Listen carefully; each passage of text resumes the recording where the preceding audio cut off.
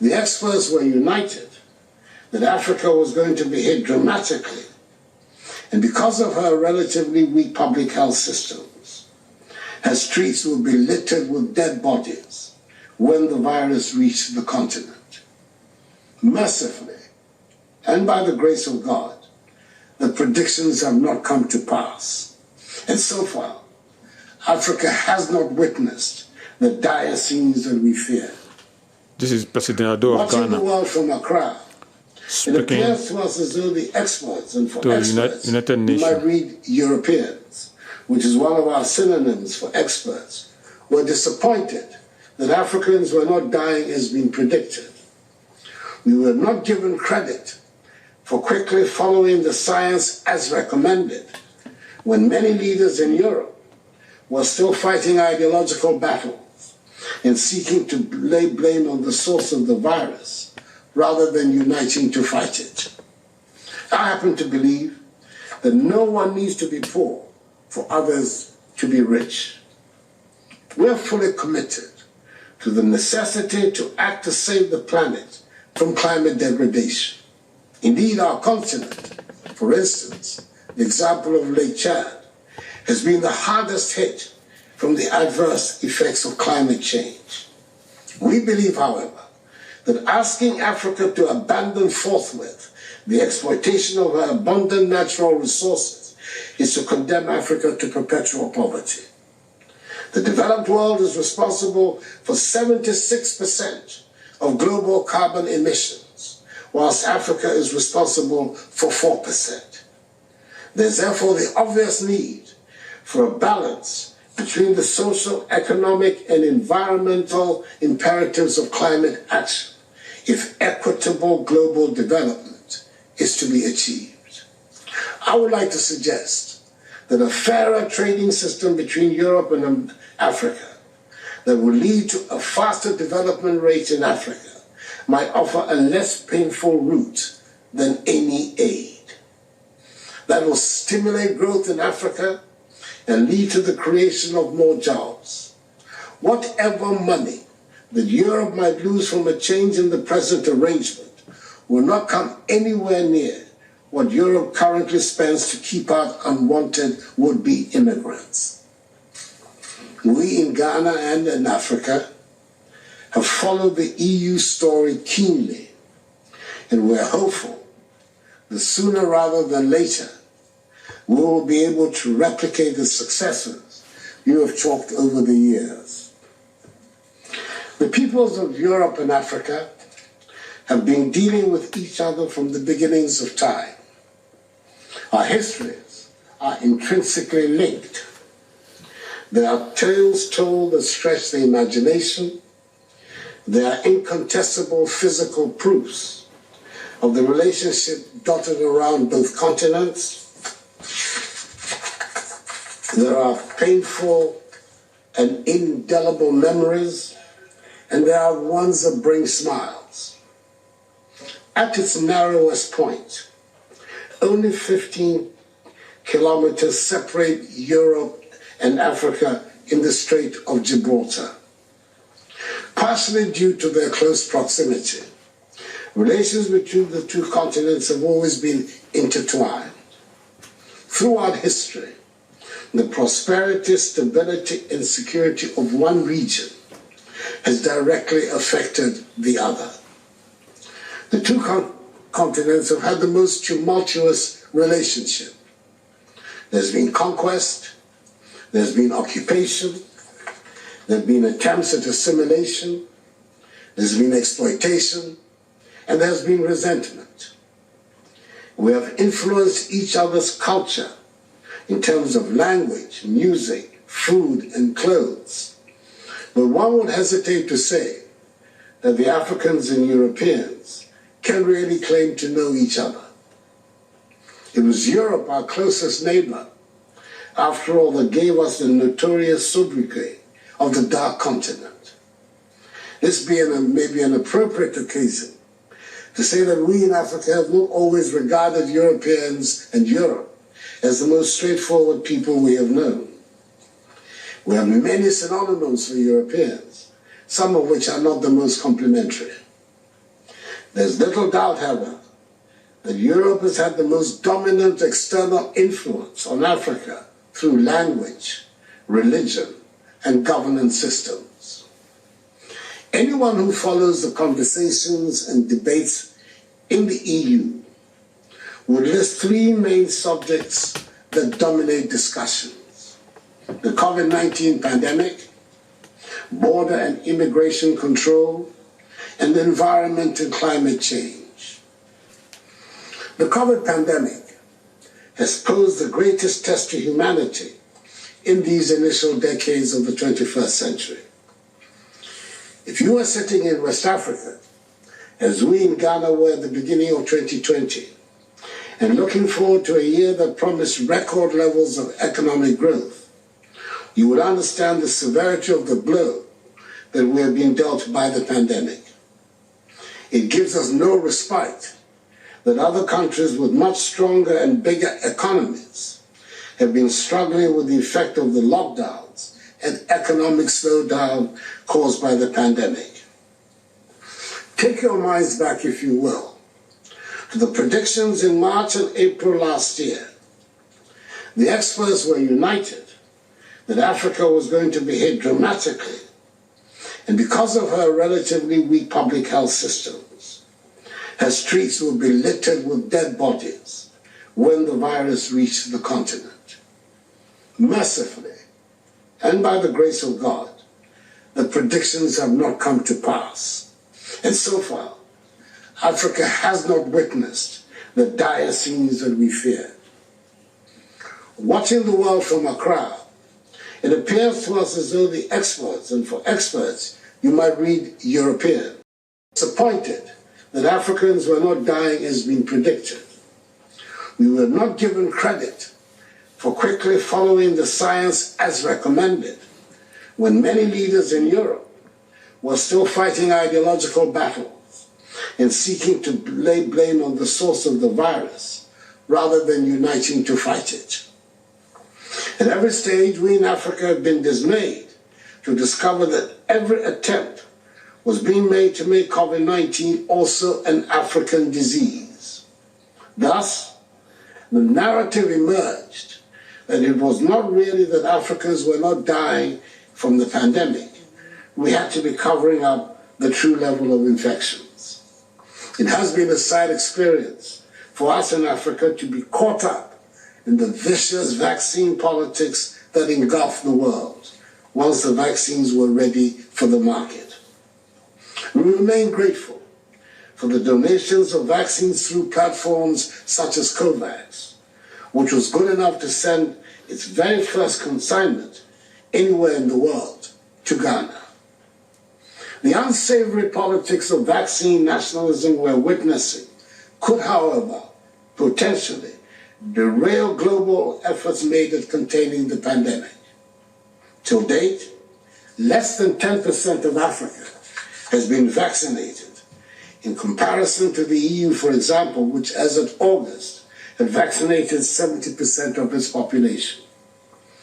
With countries on the continent still not being able to have sufficient access to vaccines in the requisite numbers, we, like the World Health Organization, are worried that the phenomenon of hoarding vaccines will worsen even further as countries begin to administer booster shots in response to the threat posed by the Omicron variant of the virus. Let me use this occasion to reiterate the strong opposition of the Economic Community of West African States, ECOWAS, whose authority I have the privilege to be current chair, to the decision taken by countries, including those in the EU, to single out African countries for the imposition of travel bans.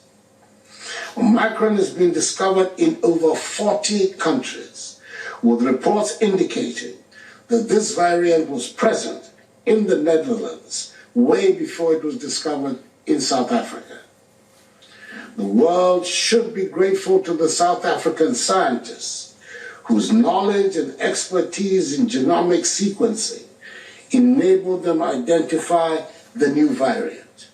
Plaudits, not the condemnation of their peoples, should have been their portion? Why is there not a travel ban imposed on the Netherlands but against South Africa, one might ask? I'm a firm believer in the statement that no one is safe until everyone is safe.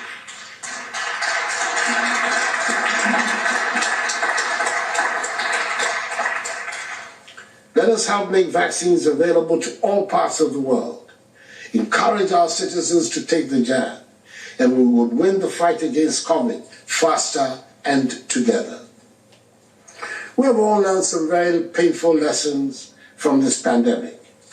We in Africa need to build up our health delivery systems to enable us withstand future crises, and we're doing so. In Ghana, we have launched what we call Agenda 111, which seeks to build district hospitals in each district of Ghana where there's none, so that ordinary people can have ready access to medical care. We have decided to set up a National Vaccine Institute, which will supervise the domestic production of vaccines across several sectors, including anti-COVID-19 ones, led by the private sector and the business community.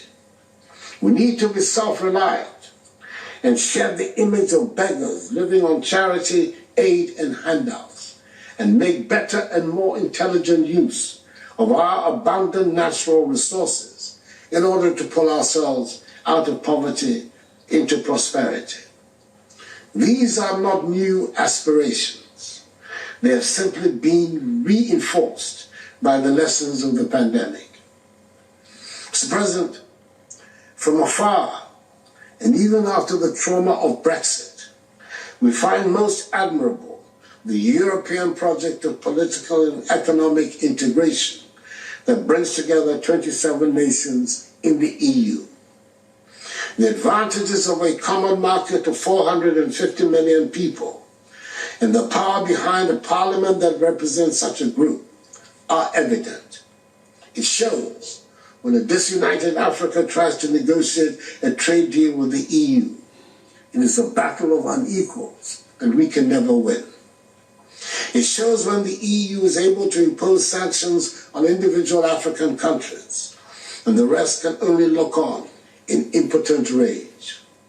It shows when a bomb in Kampala leads to a warning for all travel to East and Central Africa, and we're expected to accept that a terrorist attack in Belgium has no effect on France or Netherlands or Luxembourg. It is quite likely that for many Europeans today, the image that is raised in their minds at the mention of Africa and Africans is a problem of border and immigration control in the EU. Never mind that for hundreds of years, the traffic might have been from Europe into Africa. Today, the reality is of desperate Africans being washed onto the coast of Lampedusa. We in Ghana, and indeed in Africa, consider this phenomenon more of a problem for us than for Europe. It is a reflection of our failure. The conditions in our countries should be such that a young person will think of subjecting himself or herself to the dangers and indignities of the perilous journeys to get to Europe. We in Africa, the governments and the peoples owe it to ourselves, to our young people in particular, to make sure that nobody has to undertake such journeys. There's a lot we have to do to develop our countries and improve the conditions to make them attractive as places to stay and not flee. But maybe there's something you in the EU might also do to contribute to finding a solution to the problem. Thank you. I would like to suggest that a fairer trading system between Europe and Africa that would lead to a faster development rate in Africa might offer a less painful route than any aid. That will stimulate growth in Africa and lead to the creation of more jobs. Whatever money that Europe might lose from a change in the present arrangement will not come anywhere near what Europe currently spends to keep out unwanted would-be immigrants. Migration, however, is only one issue of importance between Europe and Africa. Trade, energy, climate change, the illicit outflows of money from Africa to Europe, human and drug trafficking, transnational cyber crimes, democratic governance and human rights are among the joint concerns for the two continents bound together by history, culture, and geography. A very important plank for our mutual prosperity would be the EU's strong support to the African Continental Free Trade Area, AFCFTA. The AFCFTA links 54 markets, covering 1.2 billion people, with a combined GDP of $3 trillion United States dollars, into a single market. It is the world's largest free trade area outside the World Trade Organization itself. By 2050, it will cover an estimated 2.5 billion people and have over a quarter of the world's working age population. Imagine the business and investment opportunities offered by the infrastructure required to link these markets more effectively. And imagine the business opportunities that this huge market would offer for manufacturing and service firms from European countries that could establish production facilities in Africa to serve the African markets. And with the accelerated growth that will result from all of these, the market opportunities for exporters from European countries could be truly amazing. A well-developed and prosperous Africa would be good, not just for us in Africa, but would benefit Europe as well. History has taught us that a rich trading partner operating within a fair trading system brings prosperity to both sides, far more than the exploitation of a poor partner. As it becomes clearer to all of us, the problems that face the world are more likely to be quickly resolved when we are all prosperous than when half the world is immersed in poverty. The problems of the environment, and climate change in particular, can only be properly addressed when we're able to deal with poverty. A hungry, homeless, jobless person has not got much at stake in the battle we want to fight for the survival of the planet. It is also not likely that the underdeveloped part of the world will want to serve as a forest reserve or museum to save the planet for the developed, prosperous world. I happen to believe that no one needs to be poor for others to be rich. We are fully committed to the necessity to act to save the planet from climate degradation. Indeed, our continent, for instance, the example of Lake Chad, has been the hardest hit from the adverse effects of climate change. We believe, however, that asking Africa to abandon forthwith the exploitation of her abundant natural resources is to condemn Africa to perpetual poverty.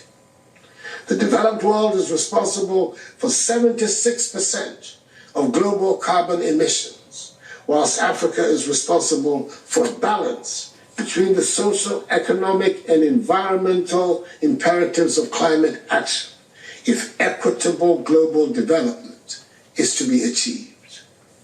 There is enough on our planet to enable all of us to be prosperous in a sustainable world.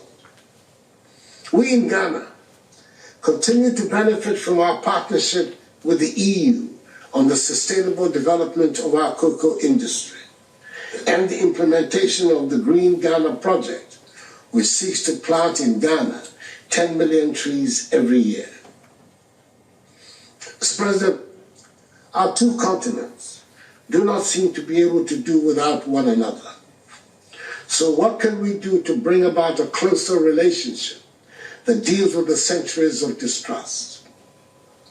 Taking a look through the paperwork, it is obvious that it is not for want of effort that there is not a formal document that spells out relations between AU and EU. The joint AU-EU strategy document, for example, has gone through a lot of work on both sides and seems to have simply gone into hibernation. It is worth recalling that it was set up as a move from a donor-recipient relationship to one of equals. However, the intended paradigm shift to alter fundamentally European and African relations